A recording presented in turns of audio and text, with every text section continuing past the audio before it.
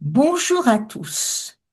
Nous continuons notre série Qu'est-ce à dire en langage messe et nous voici à la fraction du pain. On est clair, ce n'est pas nous, humbles fidèles, qui allons fractionner ce pain, c'est le prêtre qui le fait en notre nom, à notre service, pour nous.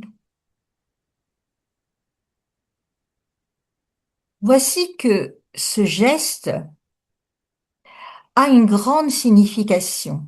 L'hostie, vous vous souvenez, on l'a dit, ça vient du latin qui signifie victime, agneau. Elle prend la place de l'agneau pascal qui lui-même remplace les premiers-nés d'Israël qui étaient offerts. Dans les premiers temps de la chrétienté, la messe elle-même s'appelait fraction du pain. Et rompre le pain n'est pas un geste inventé par Jésus.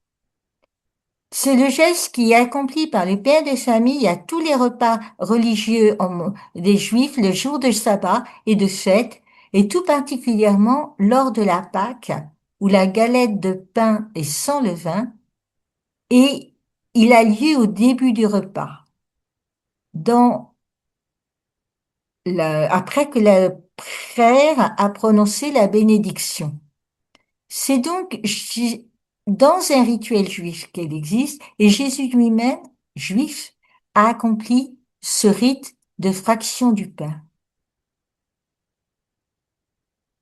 Et puis, il y a un autre rituel juif qui concerne un geste de partage, celui des sacrifices de communion ou de paix, alors suivant qu'on dit Bible de Jérusalem ou Tob, disent mes sources, hein, et dont fait partie le sacrifice pascal. C'est un seul acte religieux en deux temps. Le premier est au temple où l'agneau est sacrifié et partagé, et le second à la maison où il est mangé. La part de l'agneau qui revient à la famille où à la maison, on mange la part de l'agneau qui revient à la famille et le sang est la part de Dieu. Et il paraîtrait que la cuisse droite, la part du prêtre sacrificateur. Donc on a réalisé une communion entre les trois, puisque c'est comme si Dieu, le prêtre et la famille mangeaient le même repas en étant convives à la même table.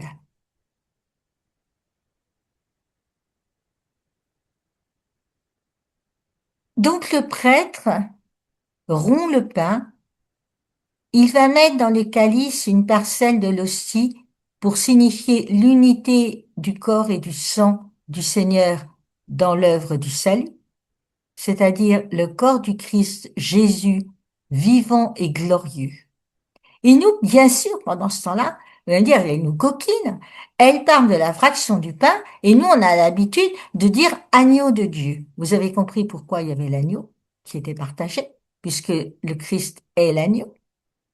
Et on est en train d'exprimer que tous fidèles qui allons recevoir une partie, une parcelle d'hostie, nous devenons un seul corps, puisque c'est la même, c'est l'hostie, c'est le corps du Christ qui nous est partagé. C'est important d'être très fidèle à ce passage. Cette invocation, donc, qui importe il y a un chant, oui. C'est un chant qui fait partie intégrante du rite, donc de l'assemblée des gestes et des paroles. Et le geste est fait visiblement avec les hosties. Donc un seul pain qui, par la puissance du Saint-Esprit, nous présente le corps sacramentel du Christ et le pain consacré est rompu en autant de parties qu'il y a de communion, ou bien sûr, quand on devient un peu nombreux, il y a un tas de petites hosties, un tas. Il y a une petite hostie par personne.